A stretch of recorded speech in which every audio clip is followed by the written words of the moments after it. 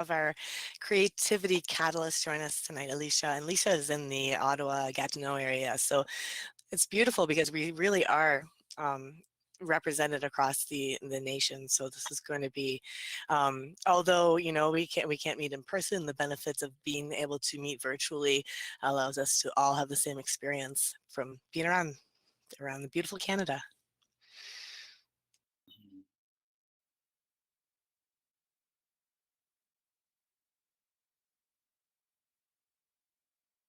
Clayton, I will start because I would just like to present or introduce myself and Brilliant Labs. It will take like 4 or 5 minutes. So even if people keep logging in, it's fine. They are here for you. They don't really care to listen what I have to say, but it's just to put this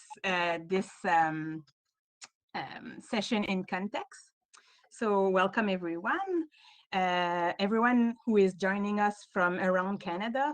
Alors, je vais parler aussi en français. Je sais qu'il y a des francophones. Il y a des gens de partout au Canada qui se joignent à nous ce soir. My name is Michelle. I'm the Natural Makerspace Program Specialist with Brilliant Labs. Mon nom est Michelle. Je suis la spécialiste de programme des labos créatifs naturels avec Labo Créatif. Brilliant Labs is an Atlantic-based organization who is proud to support students and teachers' creativity, innovation, coding, and entrepreneurial spirit. For the past year and a half, after my colleague Kathleen and I had the chance to meet Clayton Maitland in person, we have been developing a natural maker program, bringing more students and teachers outside in natural and respectful of the environment outdoor learning spaces. We are still working and hoping that public schools in nature will emerge across Canada, which our speaker was able to implement almost 10 years ago. Alors, Labo Créatif, on est basé en Atlantique. Puis, en fait, ce qu'on fait, c'est qu'on appuie les projets d'élèves, puis des enseignants, des projets créatifs, d'innovation, de codage, entrepreneurial. Puis depuis 1 an et demi environ, après notre visite à Maple Ridge, à ma collègue Kathleen Rice et moi-même, on a eu la chance de visiter Maple Ridge, l'école de Clayton. On a commencé à développer un programme qui s'appelle Maker Naturel. Puis le but, c'est vraiment d'emporter plus d'élèves puis d'enseignants à l'extérieur dans des milieux naturels respectueux de l'environnement. Puis, on espère encore voir des écoles publiques en nature un petit peu partout au Canada, comme celle que Clayton a réussi à mettre en place il y a déjà presque 10 ans. So, without further delay, I will give the floor to Clayton Maitland, founder and first principal of the only place-conscious environmental public school in Canada. His presentation will be followed by a question period. Alors, je laisse la place à Clayton Maitland, le fondateur puis le premier directeur de la seule école consciente du lieu environnemental public au Canada. On va avoir une période de questions par la suite. Are we good? Clayton, you're good. I'll share my screen and I will actually have Clayton presentation on here. So he might tell me, okay, Michelle, click next slide or come back, or that's what he did when we tried. Come back to that slide, but that will be my role tonight. Oh, yes, thanks, Kathy. Kathy said we are recording this presentation. So I'm starting to record. Thank you. I don't, Kathy, I don't know where you're from, Kathy, but thanks a lot. And here, let me know if you don't see something or here. And if you wish to not be part of the recording, you can just shut your camera off and not speak. If that's your choice, you can still participate. CM. Sure. This slide could have been on right at the beginning, so we could go to the second slide. CM, Itanasiea, Itana Cielaha, I Tenishwalaha. I Mosteo, Ietsa U Eliel, Clayton Quanasqueak, Qualu Itzen Quan, Tanitzana Quachunok Quonkan, Tanitzana Scotland and England. Mitsa Quatwilum Tana Lelum, Tatimuch te Quonkan, Homokash, Chacha Tatamuch. Chacha te quam te fella, quam te swallow, quam te swally, not samat. Here tunishwallow quants eats quants nala to nahoyo. Hi sepka, set some swallow. Okay. Isle tilum, steelum te steelum Seston mostel. Hey.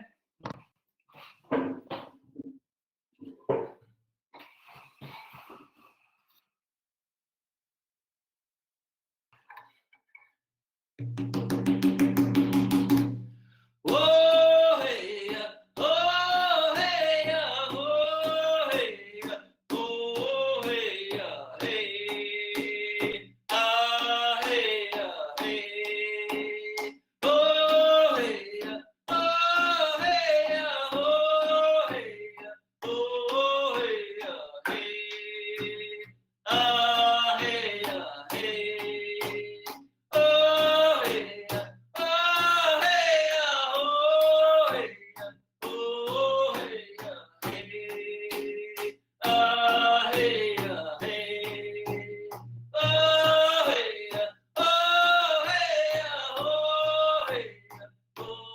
hey, oh hey, hey, ah hey, hey, oh hey.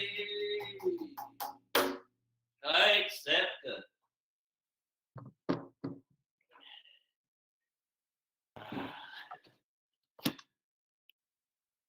This first slide is one for me to recognize you, and so I recognized you all as respected people. I recognized you as friends that I know. I know some elders, and I directed this to all my relations, all the people that I know that have taught me and brought me to this place. I recognize that my name is Clayton Maitland, and that I was born at the time of the humpback salmon, the hoon, and then I told you that I live here I'm from Wannock in Maple Ridge, and it's not true. I'm on the unceded territories of Kwantlen First Nation, and I said that this land belongs to them, strong of heart. This sacred land belongs to them from their strong heart, their strong mind, and their strong spirit, and the one heart, one mind that holds the land and the people together. I also welcomed you to my house, which sits on their territory, and I'm not Indigenous. My heritage is from Scotland and England, and I'm only speaking the language of Hunkaminam because I'm a Hunkaminam language. That's the lower river dialect here, and it's important to me that I speak that language of this land. And so, sorry I don't speak any others than English and Hunkaminam a little. I like to share that because I think it's very important for everybody to start recognizing that, and that's another story for another time. So I also wanted to sing because my teachings that have been given here start with the song, to start in a good way, to start our minds working and singing, and to end with a song. And so I've been taught those. That song is not mine. That song belongs as a community song, came through Kwantlen First Nation. It came from Stahalis, which is upriver. And I shared that with you out of respect for all the people that live along the river, the Salmon people themselves, and the land. So I offered you that song to start in a good way. Now, when you look at my slides, the words are there. I don't read the slides. I'm hoping that everybody has a chance to engage with what they hear, what they see, and what emotions they feel while we're talking. I think that's important, that we engage in all the senses as we go through this whole process. And I appreciate you being here. So that's why I welcomed you into my house. You are there, and we are together in this virtual space, like Sarah was saying, and I really struggle with that, but that's what we have. And so let's go on this journey now. Next slide, Michelle. Now, a lot of questions came forward about what we're doing. So this is a story of overlapping interactions and activities that led to the point of the environmental school, which isn't an environmental school, it's much more. It led to getting together and forming this. Now, so how did we do it? Well, first of all, we, a teacher named Jody McCory and I, we had this idea that schooling, conventional classroom and conventional schooling wasn't working at all for the majority of kids. They were actually working on paper and pencil and reading and writing, literacy and numeracy, without any connections or dynamics, experiences that would allow them to actually learn it deep into their system, their whole body, their whole way of thinking. So we started to engage other people in the conversations of how do we make this shift? How do we change the way people think about learning, being in a conventional way that was very linear and structured without any dynamics of play? Now, that was a hard job to teach people that couldn't imagine it, because without imagination and without having an experience, it's really hard to imagine anything. So we had to change our words. We had to change the way we spoke and engaged in a conversation. So we went and talked to a lot of people. We went and traveled the land. Now, I have a lot of experience here. And so I know the area of Kwantlen and Katzie First Nation. I know the area around that with Lakamo First Nation and with Muthway and with all of the nations. I know that land. I know the things that live there, and I've traveled there and spent a lot of time there. So always keep that in mind when we're going through some of these places. I met a lot of people. And so what do we do with that? Well, my first step was to try to figure out how we can get it going. And I know that happens everywhere. So we went to the superintendent of our school district, and at that time he said, "You have no clue. You don't know what you're even asking for."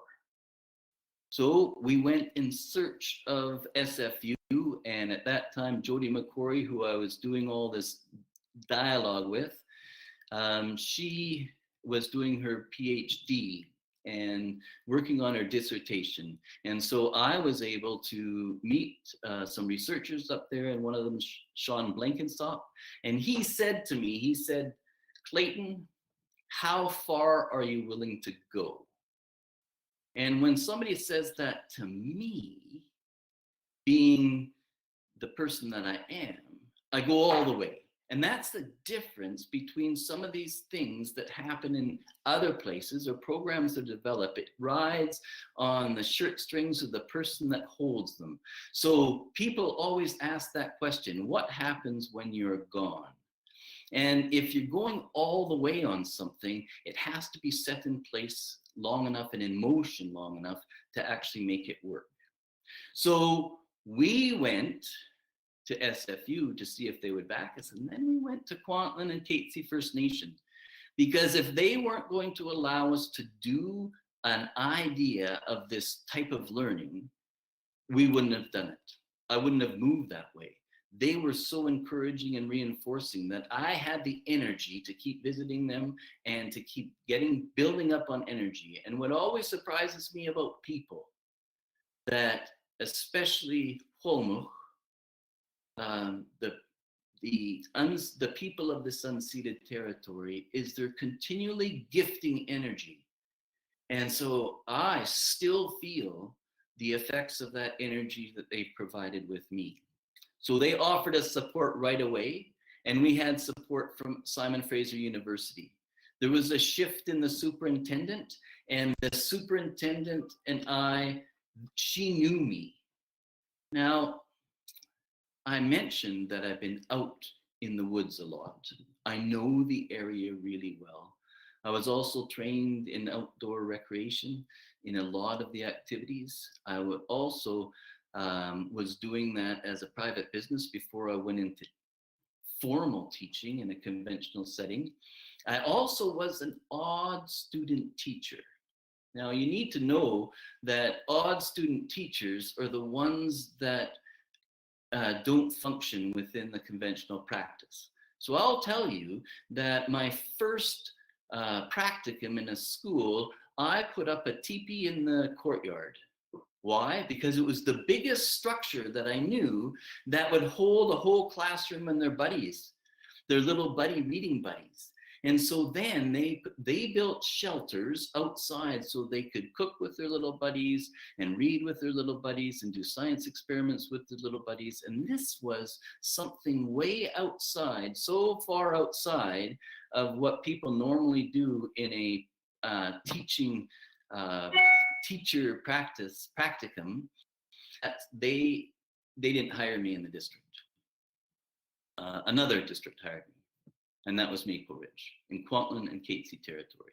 So then all of a sudden this flow of support starts happening to somebody that does something different, because I never stopped there. And I want you to know that, because it starts to change what the practice of teaching is. Somebody told me once that practice is not what we do as teachers. We're actually teachers. So we're not practicing, we actually follow a pedagogy, teaching and learning. And I think that's an error. I think that what's happened in the education system is that we need to start flipping it up, not flip learning, like they've destroyed the word with flip learning. You flip it upside down. Pedagogy is teaching and learning, but it shouldn't be. Everybody should be learning. It should never stop at one place. So then we have to do shifts in everything. See, in education system, we teach people in university that there's certain ways of being as a teacher, as a student, as a learner. So when we teach that way, we put certain prepositions into the model of teaching. And then those prepositions allow people to function in a lit area, in an area that has desks, in an area that has a classroom. It doesn't allow that dynamic change that needs to take place to allow people to outside. So all of a sudden, we're cramming people down. What we discovered at the beginning too, the community doesn't like that. Not just the natural community, but the community of humankind. They don't really like that. And you'll see and hear maybe as I go along, that what happened with a lot of the research within community was that parents that first signed up to the school were parents that had difficulty in the education system, and they were tired of dealing with the education system the way it was. We had lots of community support. We got the parks, we got everyone involved in helping to get those things going. So we changed the way everything took place, from the system to the leadership to who was actually in charge of different aspects of learning within the culture of the environmental school. And this was all happening before it even began. Now things have changed and grown so much since then. Now, one thing that I think before we move to the next slide, when I talk to teachers and people that have been to university, and I ask them what is learning, because that's what we're supposed to be doing, as and shifting this learning first, and then what is knowledge, and what are we wanting to do with that? Normally, teachers and parents and other community educators talk about characteristics of learning, not actually what's happening with learning, or what is learning itself, or what is knowledge. Most people don't know what that is. And I suggest that people do their research, and that's the learning part. And I think that's important within the whole context as we go through this thing. That this presentation, if we are open to something completely different, that means it's going to take a lot of work, and it's going to be hard. It's not going to be easy. Learning takes place when you feel discomfort.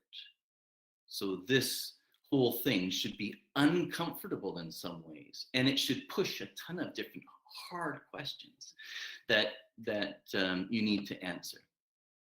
Okay, so I've read a lot of questions that were sent in, so I'm hoping that we can address these as we go through. Michelle, next slide, please.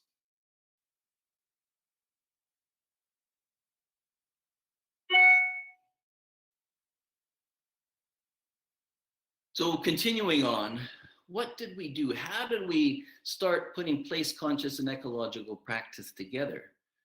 Well, we called it environmental school because, believe it or not, at that time, there just happened to be a grant for SFU that needed environment in the title. And so in order to get a grant for environment, you needed an environmental school. And the district loved that title because it was easy to understand what environmental education is. There's a lot out there. There's so many books written about environmental ed and outdoor ed and all the others. Now the question is, with all these titles here and more, how can you sort of make them fluid and move in and out without calling them something? So place conscious ecological practice is all of these. And it started with 5 concepts and kept on going over and beyond. Like when somebody introduced crafting to the idea with the early teachers, crafting was sort of like a new term. So for me, what that means is technology. And then, of course, people said, well, why would you use technology in the outdoors? And so part of that is it's a tool. Digital technology is a tool like all other pieces of technology. So we created a list, and I cut that slide from here because it takes me too long to go through that. Artifacts of technology are a lot different. A pencil is an artifact of technology, and you need to know how to use it, and you need to know how to sharpen it. A knife is an artifact of technology. Kids should learn how to use knives. Oh, a fire is an artifact of technology. So is it safe to build a fire? Absolutely. Now, of course, in every single thing about artifacts of technology, into crafting, or the idea of crafting, is to work up into that. And you'll see that a little bit later. You need to be able to understand the developmental structures within everything that you're doing, not just literacy and numeracy, but that would be great. So we needed to be able to expand on what people understood about curriculum, because curriculum is a verb, not a noun. You see, there is no teacher on earth that I know that's creative that can actually cover the curriculum that's written in any province or any country. Now, that's not true. In Saudi Arabia, I know a school or a school system that actually has everybody in grade 4 turns page 1, and everybody's doing exactly the same assignment on the same day at the same time almost, and they are up to date within structure. So if they've got a test that they have to write, a literacy test or a numeracy test, they know that everyone has had the same instruction, and therefore all children are the same and treated the same. But we know not. We know that's not true. All children are different, and so all children learn differently and have to be treated differently. So when you look at different titles like social and restorative justice, the school system comes up with something like social and emotional learning, and they separate that from the whole. And then they come up with, they call it STEM. Let's develop tools in order for them to build and make something in the classroom, not bring tools and come in and go somewhere else. So we have all these different titles that all of a sudden get separated from the whole. So the question is how do we pull all this together and make it one whole thing? Now that's something to think about. Next slide, please, Michelle. So we started our school with three families. We started to develop and design the structures that it took to put it into place. And so we needed enough enrollment to actually hire the staff necessary to make it work. And it didn't. So I was only 0.4 hired by the school district and 0.6 hired by the research grant. So at the beginning, for the first 2 years, they had to cover me, who is the community coordinator and principal of the school. And so that made a big difference, where we could put some of that money that would normally go to an administrator that had to spend so much time hustling and being out there in the community and making sure it was safe and everyone understood and keep the project or the school going. We need to develop structures. So this is what we came up with. We need to click the next phase there, Michelle. Yeah. So we designed the community. Next one. So we had 4 families. Each family was K to 7, multi-grade grouping.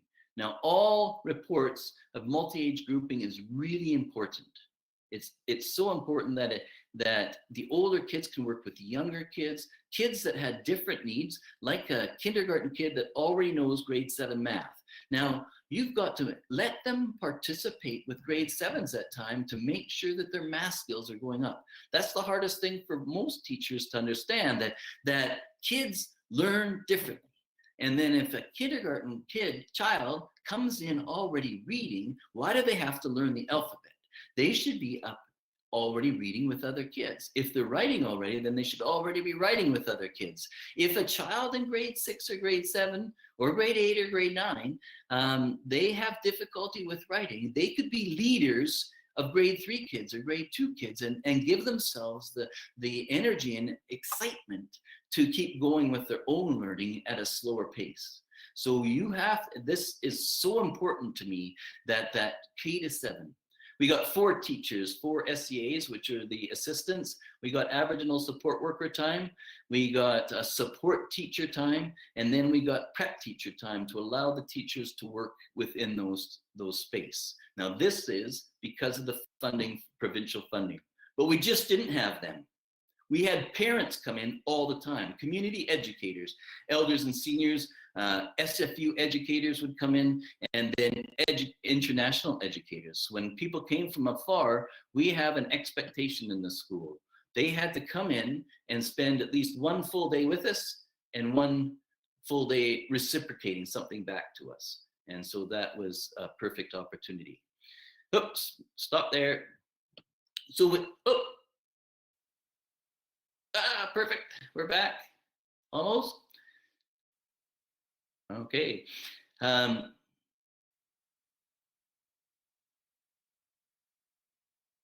Perfect. So each of these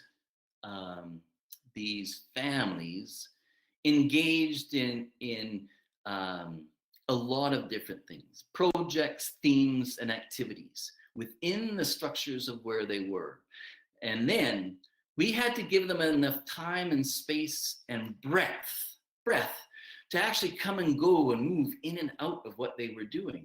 So it's important, because with that breath and time, just stop there, Michelle, now. we are able to allow people that had more complexities to come in and out of their space. So then if they needed to stand on the outside for a little while and come in, they're still not in that confined space. They could go in a tree that's 20 feet away and still be able to hear in. And we were able to use that in order to come and go and breathe in and out. And so we were able to divide them into the families themselves, K to 7. We were able to divide them into individual needs at times when it worked, and with groups of specific age and learning appropriate opportunities. So that, I think, is part of that. So it's all intercurricular. We're not separating it. We're not calling it math or literacy, or we're not calling it science or social studies. It's all intercurricular and multi-aged in as many opportunities as we can. Because in literacy, if an older person is using bigger words, little kids listen to them. They know how to understand. They know how to understand dinosaur names before they get to kindergarten. And if they can do that, they can hear and listen to all sorts of big words and understand through experience what they mean and where they're from. They might not be able to spell them yet. So we put them through real life experiences. We made sure everything is in context as much as possible, hands-on, and then we go with it. How far are you willing to go? All the way. Next slide. There. Now, what's interesting about this is we're quite incredible in that we don't have a small space or a schoolyard or a park down the road. We have this whole green space between two rivers, Katesea and Kwantlen First Nation shared territories. We actually move across every once in a while for ceremony across into Kwantlen First Nation village, and they invite us to their salmon ceremony and other ceremonies in their big house. And so this is huge. Now, one of the research centers at UBC, they're sort of like partners with us. We are there. They have 5,000 hectares or more that we can use. Wherever they're not involved with research, animals that are dangerous, like cougars that have a cougar kill in there that we might not be able to use, we have lots of space in that one. BCIT Woodlot is another partner along with parks. And with the different type of partnerships that we've developed over this space, we move to different locations at different times, trying to spend a week to 2 weeks or more in one place in order to develop a direct relationship with that space and place. They know when trees have been logged, and they know when new trails are put in. They know when somebody has littered there, and they all feel for it as they're moving through this whole experience from one place to another. We also go to the pool in the winter, so they have to learn the environment of pool. What is it like to learn and grow in a pool setting? What is it like to walk down a road safely? What is it like to do math there safely? We move within this whole space, and then that creates a huge school and a huge classroom for use. Next. So place conscious ecological practice is a story in itself, and it's evolved over time, and it keeps on getting more and more complicated rather than easier because there's no recipe. We have to think. First, we think about place, then we think about experience and activity and mediation. And if you look at the words underneath there, it is a lot of work. A person needs to know the place and the environment in which they're teaching. Everything about it. And that continually grows as time moves along. The word in there, geoclimatic biotic. Geoclimabiotic, I reorganize biogeoclimatic zones. So if you know environmental ed and you know biogeoclimatic zones, it starts with the wrong way. It starts with the biome. And it's not the biology that begins first. It has to do with the geology and the climate that creates the biology there. Where can humankind, other natural animals live it has to start with the geology and the climate. So I flipped that around right away to start making sense with how do we build the relationship to that place. And that's really important. Notice its histories and knowledges, because I think that's key in understanding a place. And that is why I respect so much the Catesy and Kwantlen histories and stories that they share with us. We can't learn without experience. You have to have a real lived experience. And in order to do that, you have to get outside. You have to go out and have real lived experiences. You have to be able to build resiliencies from the difficulties and challenges that you're faced through those experiences. You can't teach resiliency. It happens within the results of your experience and what you're doing. And so this makes it really part of the whole teaching component. Everyone should be doing that. Imagine this. We have a test in a school district, used to have it, called DART. I don't know if you've heard about something about reading. And I was a support teacher and vice principal at the time, and a student took this test, and it was about an island called Bowen Island near Vancouver. And on that island was a fish ladder. And that was salmon swimming up the fish ladder. And people took ferries to go witness this. This was the story. Now, this grade 3 girl had never had experience there.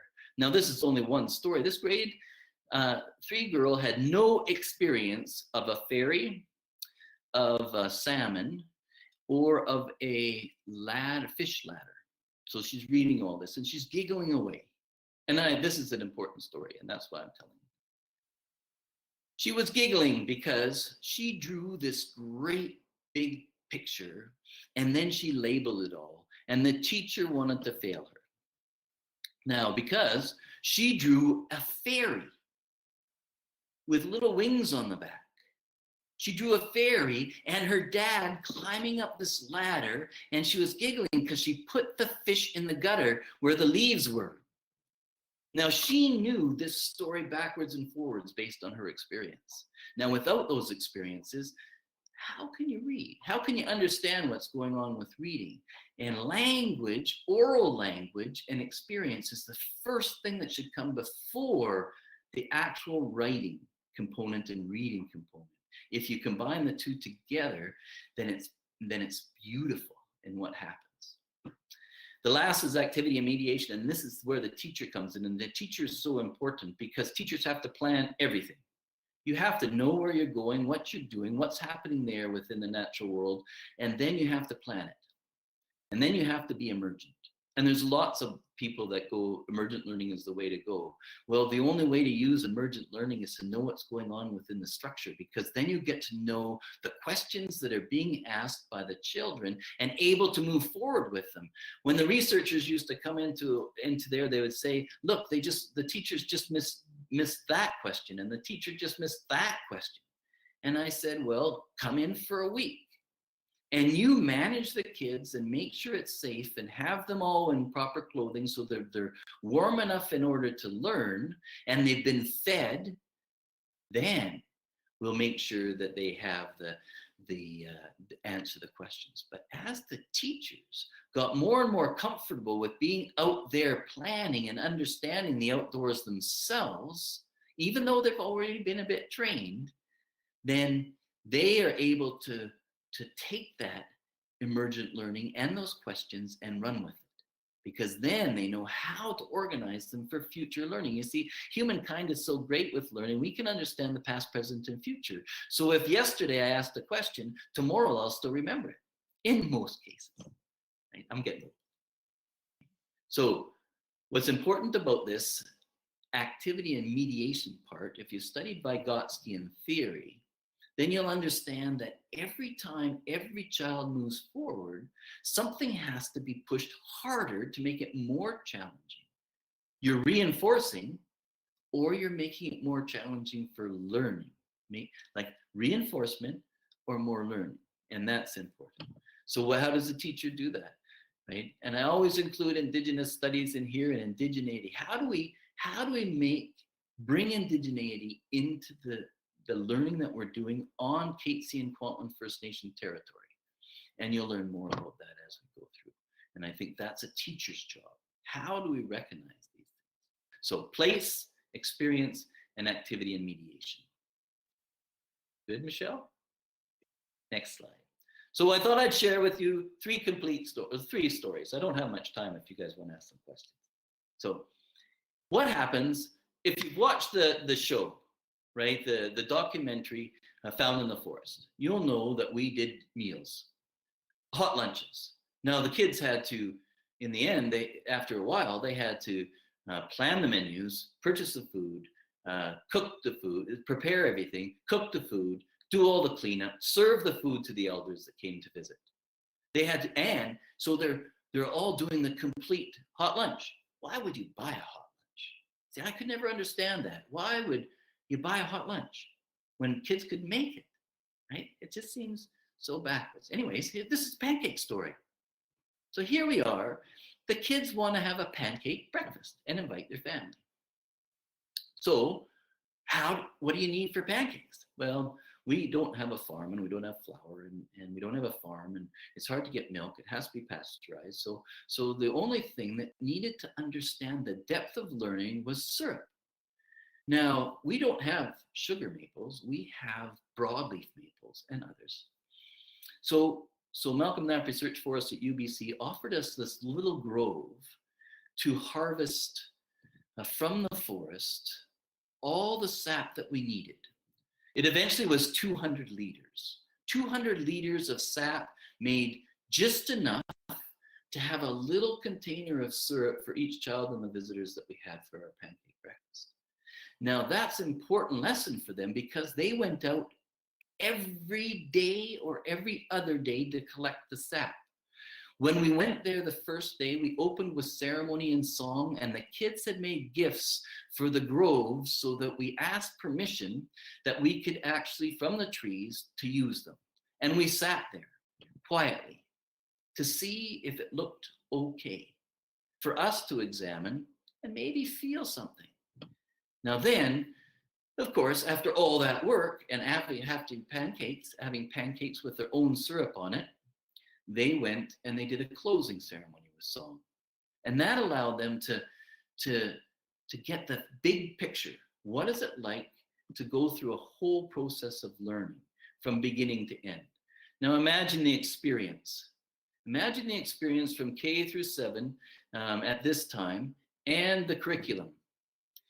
They were measuring and calculating and dividing and curing the syrup.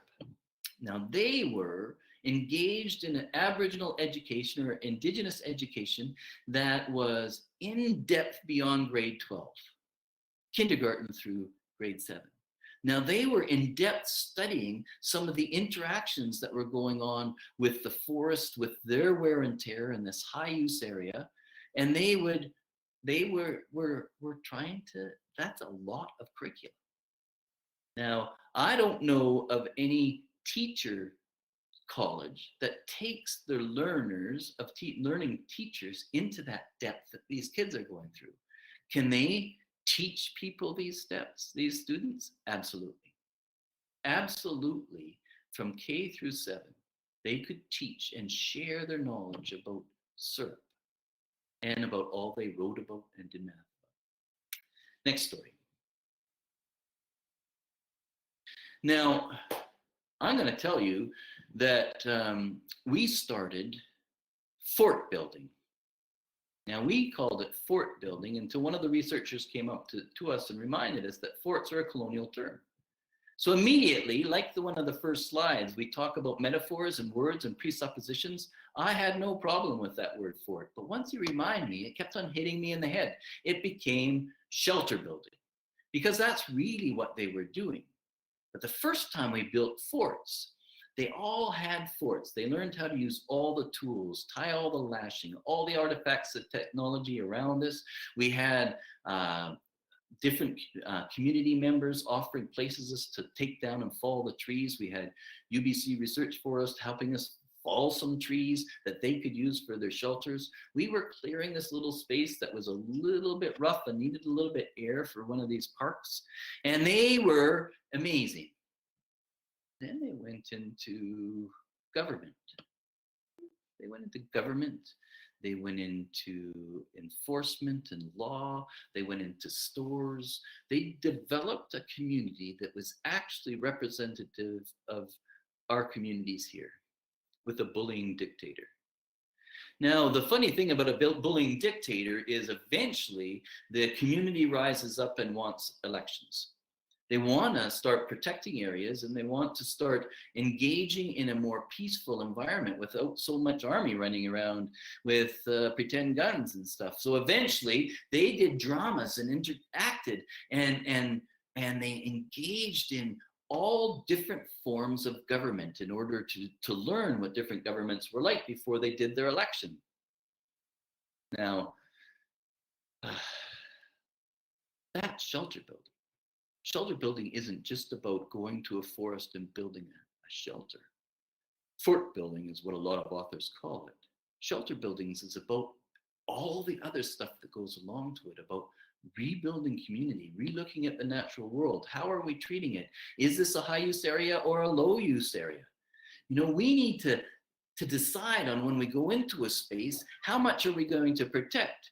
So our school decided on high use area, low use area, and no use area in all the different places that we're going. Sometime it was restricted by the foresters or UBC Research Forest, and sometimes it had to be us because we had to protect it. If somebody came in and saw damage to the space that we were in, litter there, it would be absolutely on my back and the teachers' backs, not on the kids. So they learned how to respect their space. They learned how to walk softly. So imagine a puddle. You can't, in a fort, you can't not make a mess of a puddle. Eventually you have to walk softly through a puddle or around a puddle so that you're not extending it and making it worse. The same with the area around a fort. If you tromp everything and you're not treating it with respect, then eventually you learn how to do that, but you're building those experiences. Next story. This could be an extensive and long, long story because our elder Clayton from Clayton First Nation, he's an amazing man and he came all the time to the school. And of course, we applied for a lot of different grants in order to treat him respectfully. We got some funding from our district in order to treat him respectfully. And at the beginning, it was harder for me. I found little funding. I had to squeeze out funding from different resources and administrators know what that's like. And then eventually it became a full-on teaching from elders. And eventually, with everything that we learned from the land, whether it was weaving cedar or whether it was making flutes, we always had an elder with us or knowledge keepers from Cape Seer Kwantlen First Nation. Now that to me is important. This is the Clayton. We weren't able to mill our wood. It was a little bit too complicated for the time, and a mill person offered us cedar. The kids, though, went through a ceremony and a blessing of themselves and the cedar to do the work in a good way. That included song. Then we went and they cut all the pieces. Now, does it happen all at once? Absolutely not. Now, these little kids, all the way up at this time, grade 8, they were able to make their drums from scratch with all the materials that they needed and then finish it up with a drumming ceremony. And then they were invited to the salmon ceremony to drum at the Kwantlen First Nation salmon ceremony. Now, picture that as experience for learning. Now, I won't go through the math that's involved in cutting angles and understanding the angles and how it forms an 8-sided or 12-sided or almost round drum. They don't go through the steps in a simple way. We don't take away any of the steps. A kindergarten doesn't get things cut for them. They have to learn how to use scissors. Now that might take a while, and persistence. These students, learned chop saws and carving knives. And they learned how to use files and sanders and sandpaper and in order to make their drums. They also learned how to pull the skins and respect the animal. And once you've pulled the skins and built the drum, your drum is awakened through song and drumming.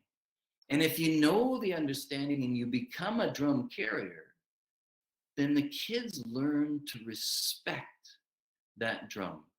And these kids, what do they do? What do kids do at recess? They go run around and play outside. Well, sometimes these kids get together to drum and sing. And they sing the songs of the land that were gifted to them through Clayton and others. So picture that in the setting of learning. You can see that there's lots going on in different pictures. Next one.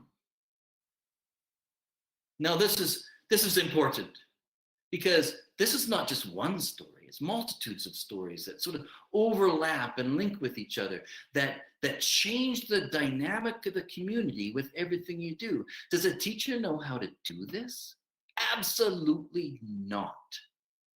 How can a teacher engage in these things without encouraging community members and family members and grandpas to come in and be part of that learning experience?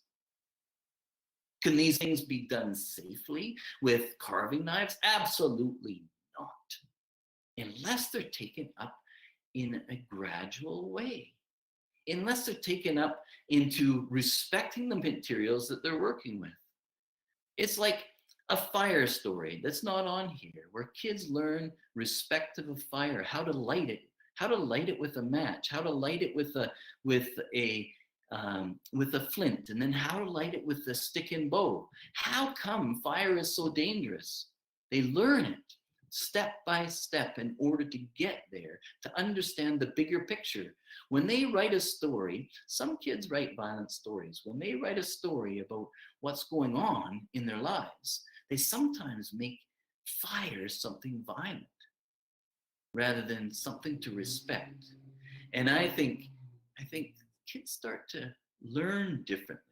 They start to learn how to learn within the structure of all these stories, with all these activities and experiences.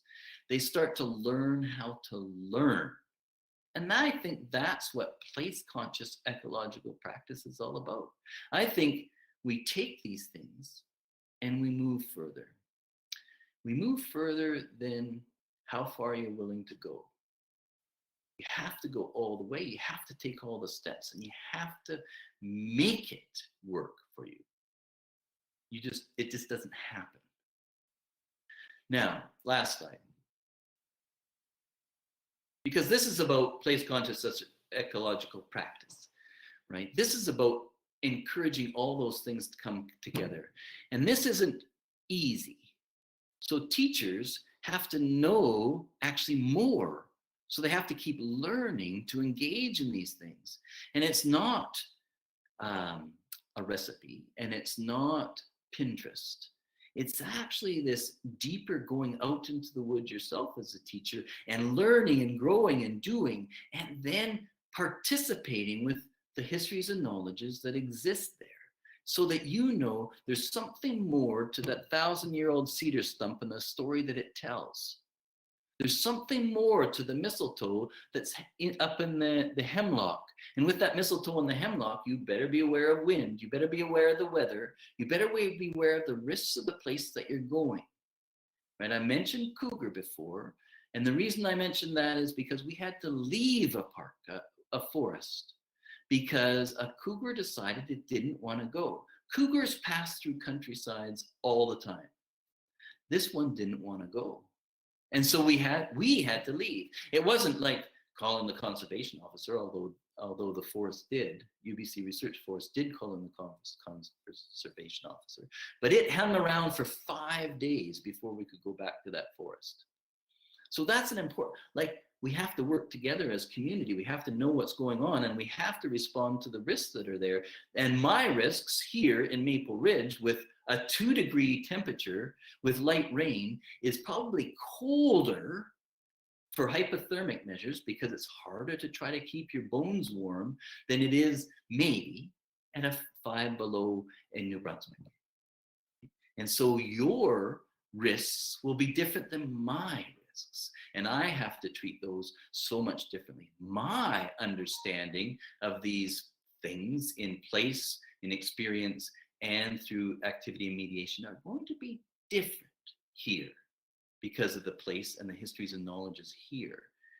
You, wherever you are, have to decide on what place means to you, what the experiences that you're trying to offer, and then that activity and mediation. How are you going to mediate the learning of yourself, the others around you, and the kids that you're working with? Questions?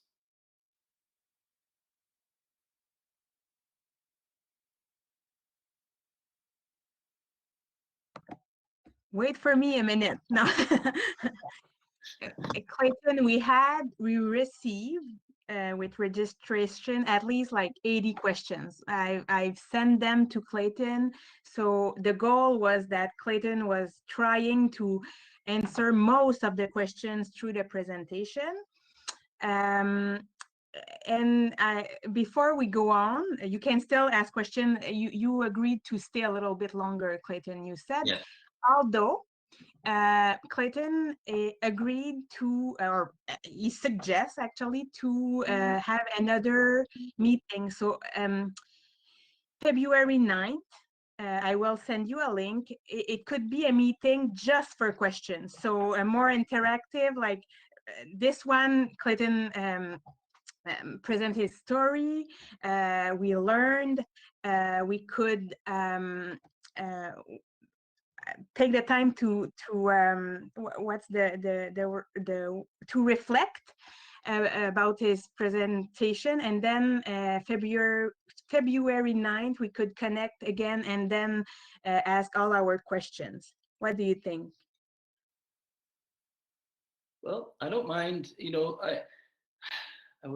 There's a certain few questions in my mind that I couldn't think through as I was going through some of the stories.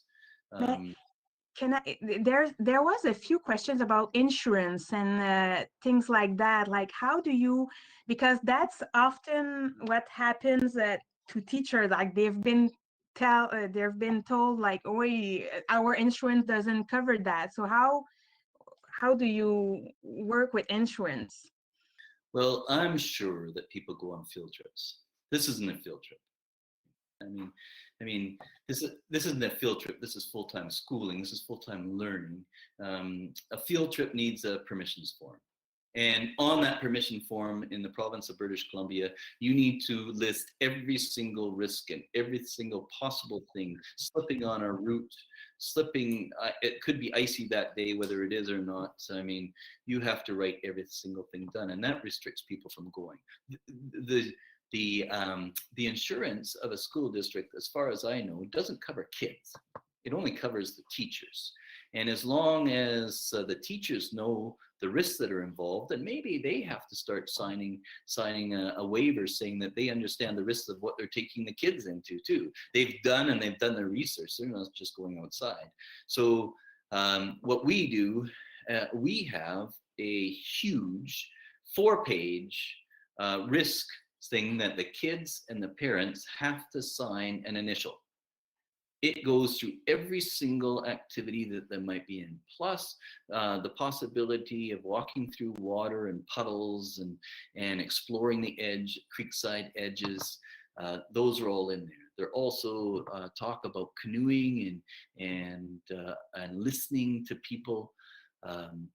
Because if you're in with big canoes and you're in these traveling canoes with 8 other people, you have to be respectful of the person that's in charge of you and follow the instructions. And if you're not willing to do that, you wouldn't be able to participate. So there are certain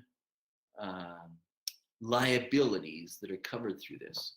A parent and a child cannot sign their lives together away.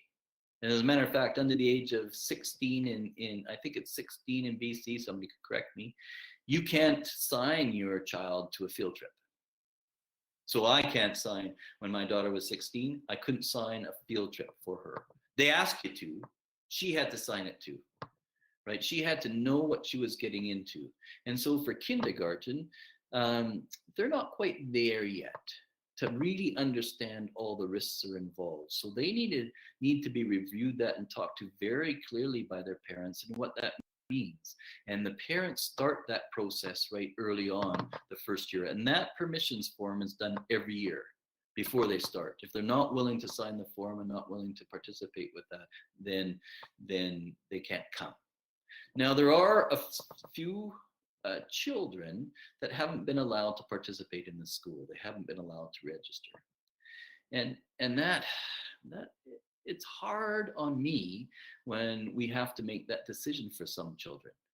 We've had very high-risk children, high functioning autism spectrum. We have some incredible kids that have gone through the program and have done very, very well.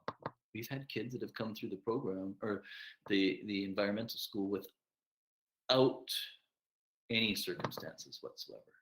We've also had challenges with some very high-risk children. What we came down to was kids can't come and register for the environmental school if they can't respond to no. If they run and you say stop and they keep running, then they can't come. Because at every corner and every situation, there's safety risks out in the forest. And we couldn't have that. Now that's a challenge because we've had lots of kids that are runners. We had lots of kids that are runners. It starts to sound like it's an alternate school it's not, it's for every child. We've had kids, what happened in conventional school was that these kids were always chased. And so when the kids were chased, they would run further away. So we gave them and taught them how to run away to a safe place, a safe rhododendron that's in the edge of the park, or a safe tree that's their tree. And it's their tree. You won't see anybody else at that tree. It's their tree. You know, when they're ready, they can call somebody over to help them settle down or understand what's going on and teach them something about their experience and why they're so upset or why they want to run. Now, those kids settle in. Do they need that breath that I talked about, that ability to come and go from the learning sessions? Absolutely. And hopefully our goal is to have them come into the community as much as possible and actually share. One child, a very complex child, took 4 years in order to come to the school. 4 years of the parents wanting them to come into the school, to actually come to the school. And he was amazing. And he listened. And he came and grew incredibly well. And so like I said, a lot of the parents were hurt by conventional school. And so they don't want it to happen to their children. And so we want children to love being in the outdoors and being in community. And so it's different, right? So insurance, again, only covers the teachers. Kids have to have their own insurance in the province of British Columbia to cover other things. And in the province of British Columbia, I think all kids deserve that space to move and breathe and the ability to run away from something that's bothering them to a safe place.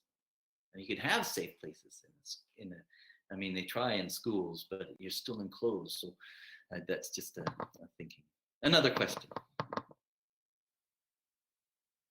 I'll ask another that was written by participants. Like, if there's a question that you really want to ask Clayton, like, please just write it down in the chat. We'll try to get to it. People were asking about evaluation. What are some innovative ways to assess and make assessments easier for teachers being in a traditional school system, yet engaging in these activities? Do you have a system for data collection that works well outdoors?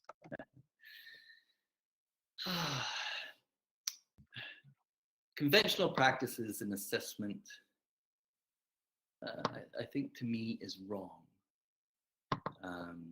Usually it's done in the methods that comparative, and so you're restating some of the difficulties when in one breath people say children are different, and in another breath they're saying it's the same thing.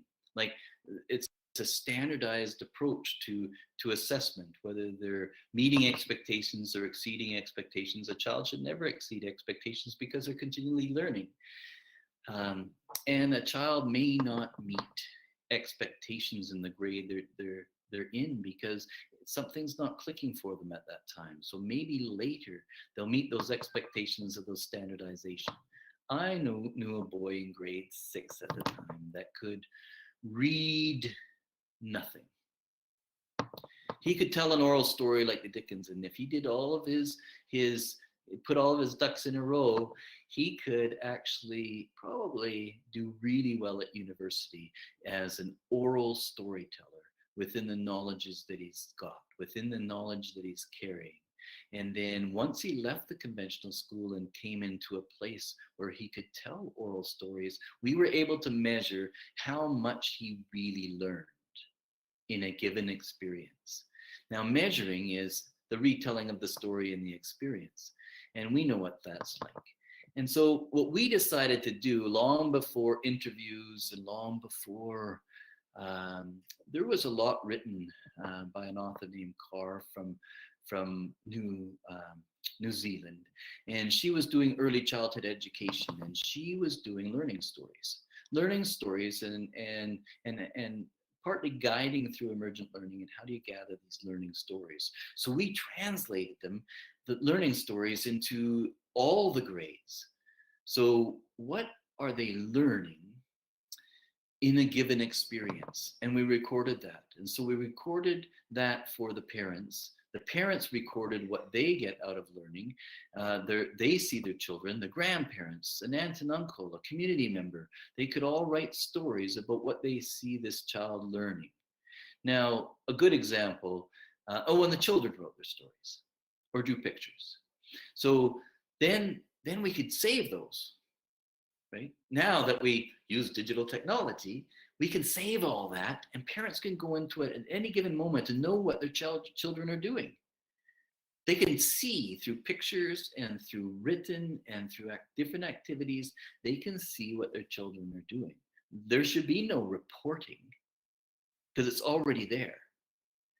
We still, after all these years, gather learning stories and report out to refer to some of the stories that are in the digital technology, within the digital reporting. We're not saying that somebody has a grade or a percentage or a meeting or exceeding expectations because we don't believe in it. However, conventional practices get pushed down really hard on the system. And so now they have to convert some of what they're seeing into grade appropriateness and into what it's like to feed back on that standardization in the conventional practices of the system of British Columbia education. And so they're having to do that. Now, how do you do that if a child knows how to label all the salmon parts in kindergarten and label them not by correct spelling, but by pointing them out, by saying them all, by using a dissecting knife in kindergarten and opening up a salmon and then identifying all the parts. Now, if you can do that as an adult, that's pretty darn good. Well, these kids are in kindergarten. How do you express that in a standardized statement? You need learning stories. You need to be able to share with the parents of where they're going. Most of the parents, or all the parents, understand that, and that's why they've put their children into the school, and they don't really want their kids to be followed through with in the manner of standardization. So the province is doing that, the district is doing that, and the school has to do that sometimes in order to meet the needs that they're expecting. So that's what we do for assessment. Wonderful. Thank you. Oh, sorry. I was just going to, I know we have some amazing questions in the chat feed here. My own son is just aching to get in on this.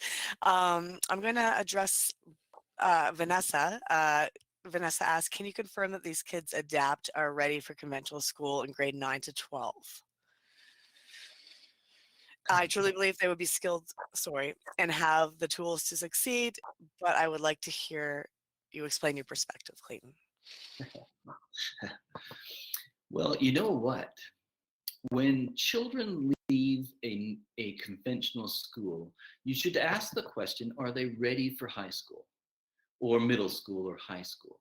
When they leave middle school or grade 7 when they don't have middle schools and they go to high school, are they ready for that from conventional practice? And the answer is no. When they leave grade 12 to go to university, are they going prepared? And the answer is no. Because learning has to be challenged and it has to be beyond what they already know. So let's step back a second. The kids from the school that have moved in different ways. They've gone and left the environment altogether and put on fancy clothes and fashion statement clothes and wear the caps the right way with the right name and the right brands. Some of them have gone that way, right from the school. And they sit in class and they do their thing and they go through and they've gone through and gone out grade 12. There's other ones that come in and they're pumped. They're pumped as learners. And what we found mostly was that they love to learn. They love to learn and figure things out because that's what they've been doing all along. So if you come out of a school as a learner and accept challenge and you persevere and you're resilient in your understanding or your challenges and you're resilient, you can go a long way in the education system. So a learning disabled child comes in grade 6 and he is being identified and needs to settle down. He just graduated from university with a math degree, one of his weakest scores in grade 6. He graduated with a math degree and he's an expert soccer goalie and he's got a math degree to ride on and he's been invited to another country halfway around the world to play soccer. What else could you ask for somebody finishing university to be invited out? Now that's one child. I can name them all. The ones that struggled and barely made it through, their learning stories are about struggle their whole way through our school. And they loved the outdoors and they loved doing anything and went into nursing. So in order to get into nursing, you have to be a pretty good student in high school. So what I'm saying is what I believe learning should be and education is the way that the school functions and operates. Other people may believe that everybody should sit in rows and get pumped with all these words and numbers and spit out the information. They should do that. And they should force their children into that. And I think that's really important. And children should do it because that's what they love and they get a score. And as soon as you enter kindergarten, you already know how to read and write. You should get your name up on the board as being exceeding expectations in kindergarten.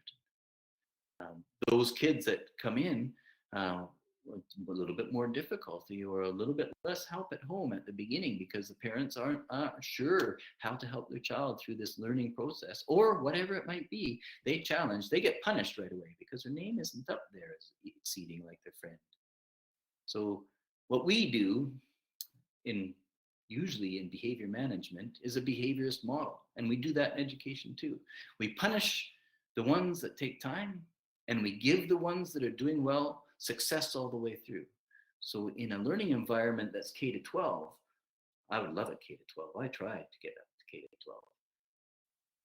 If it's like an elastic band, it just goes out like this. It allows for kids.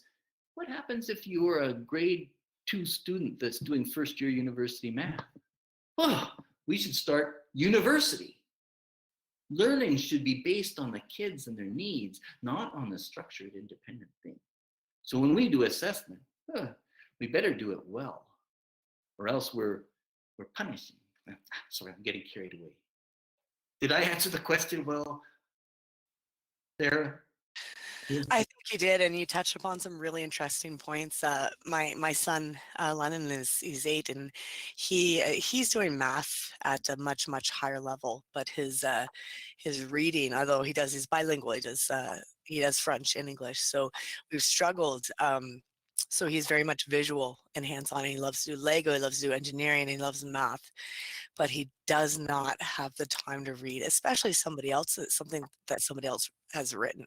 He wants to write his own stories, but he wants to be a storyteller. So it's interesting that you say that, because not only can we assess students against one another, but even against their own abilities. How do we place somebody at the appropriate level or grade when they can far exceed in one area, but still need to be able to develop key components? And that may be more social emotional and understand the environment. And then that gets a bit more complicated. I came from the daughter of a teacher, and physically I was told to do well, be well, do really well. But I really love the art side of things, and I try to encourage that we can learn without leaving behind things that we want to do art. You can learn math and art, but I am a firm believer that education is not one mold fits all. So it's interesting that and we've kind of created a world for children and teenagers and adults that's almost automatically ADHD. We're kind of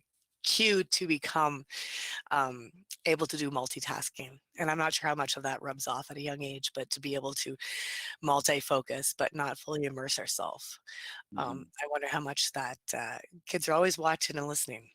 We know that, especially for the past few months with all of the things going on in the world, but they are resilient. And you talked a lot about resiliency. So that is something that I truly believe in.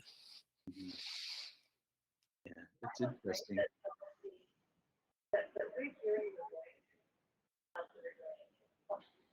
We can't hear you well, Nelly. Nelly is a colleague at Brilliant Labs also. She works with Sarah in Nova Scotia. She's doing great things, but we can't hear her. So Nellie's a creative force. She is both able to express herself artistically and with math, and she has ability to combine the two. I think she's ready to speak now, so I'm going to start. Nope. We'll give Nellie a chance to figure out what's going on. But we have so many, I think, follow-ups, and I'm sorry that I missed a few of these amazing things coming through the chat. Clayton, if it's possible, would we be able to like as Michelle said, to follow up, and maybe even schedule something else? But I did see there's a lot of questions coming in, and your perspective, not only does it touch upon outdoor learning and natural makerspace, but I think that it transcends across many areas of education. And I love that, because we're not pigeonholing into one way of education. So, and I do think there's a lot of questions coming in. So Michelle, I'm going to hand it over to you here. no, but I think it's 9. Well, in New Brunswick, it's 9:22 or 9:20. So it's 5. It's dinner time at your place, Clayton. I will send the link. Let's have another meeting in 2 weeks, having time to reflect all the questions you've sent. If it's still pertinent, like bring it in 2 weeks. Maybe it has been answered already. Nelly, can you speak? No, you can't. Okay, so yeah, Nelly, I will no. Okay. So Clayton, can we arrange another session in 2 weeks? Yeah, I think if you would like that, and we'd like to sit and talk about it, I think it's important. I think I can't talk and listen to that and read any of the questions that are going on. So if you did what you did before, that would be nice, and then we could sort of I could sort of go back to some things or tell different stories. There's so many stories to tell, and like I was saying to you, Michelle, in order to work with the environment and the outdoor, Randy and I and the school district, we designed a 40-hour program for teachers. So that was a lot of time in the forest, spending time learning about different ways of looking at themselves in the forest, including the risks that they have to do, including to understand high use and no use areas, making sure that their understanding of the histories and knowledges and everything that goes along with the place that they need. And so we try to engage in those 3 steps as much as we can, and then that pushes their thinking in a lot of ways. So it would be great for people to sort of shuffle through some of what they heard and some of the questions and responses, and then the challenges that come along with it, because even challenging me helps me learn more too. Right? And remember that I'm not talking about being indoors at all.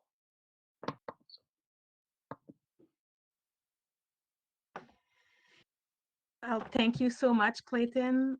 Well, you know what oh yeah, Nelly is. Anyway, now I know that people are here, and I start with the song and end this with the song. Is that okay for everyone? Steelam e utha eat. Utha eat. Tanitsina stahelas. Now, this song is a Coast Salish song called True Love Song. We call it Utha Eat, Truth. And this song came to me from Ses Malot, my language instructor, and my friend Ses Malot, my language instructor. And she talked about this song, the True Love Song, being one of a love for everything, a respect, a responsibility, and a reciprocity, a love for everything. And that's animals and plants and the humanity. So bringing back the land and humanity into our lives. And then it's the true love that happens between humans, not passionate love, but the love that exists and lasts for a long time. And there's more to it than that, and that's a story for another time. So if you don't mind, I'd like to end with this song, Steelam Utha Eat.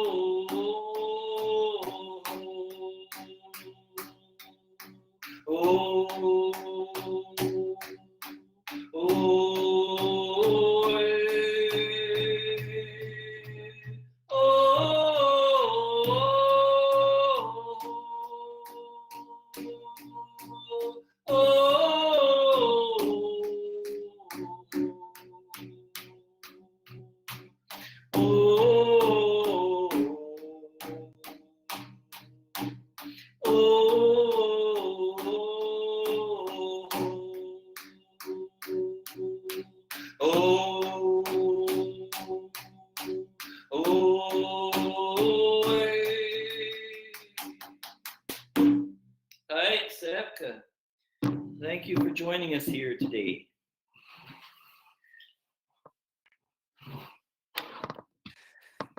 Thank you. Until next time. Thank you. Until we meet, we'll talk again, Michelle. We will. Thanks, Clayton.